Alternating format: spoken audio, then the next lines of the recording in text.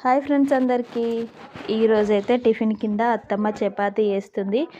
ఎప్పుడైనా నన్నైతే వేయనీయదు, నిజంగా చెప్తున్నా. కానీ అత్తమ్మే పిండి పిసకడం కానించి చేసే వరకైతే అత్తమ్మ చేస్తుంది. కానీ కాల్చడం మాత్రం నేనే కాలుస్తా. ఎందుకంటే అత్తమ్మ ఒకటేసారి అన్నీ చేసిస్తుంది. నేను అన్నీ అయిపోయిన తర్వాత ఒకటేసారి దబా దబా కాలుస్తా అన్నట్టు. ఒకటి చేయడం, ఒకటి కాలవడం, అట్లా టైం కూడా వేస్ట్ అయిపోతుంది కదా. అందుకని చెప్పేసి మీ అత్తమ్మలు కూడా ఇంతేనా అయితే కామెంట్ చేయండి తప్పకుండా. ఈ సోరకాయలు అయితే మనం ఇప్పుడు చపాతీ అయితే చేస్తున్నాం కదా, దానికి ఇక చిన్నకనే అయితే పాపం చూడండి ఎండకైతే చూపిస్తున్నా.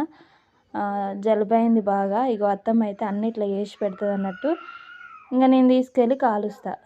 ఈరోజు అయితే కట్టెల పొయ్యి మీదనే కాల్చిన, చాలా బాగా వచ్చినాయి.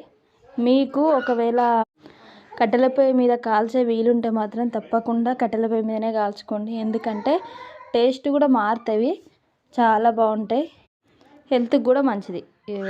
ఇక్కడైతే నేనే కాలుస్తున్నా.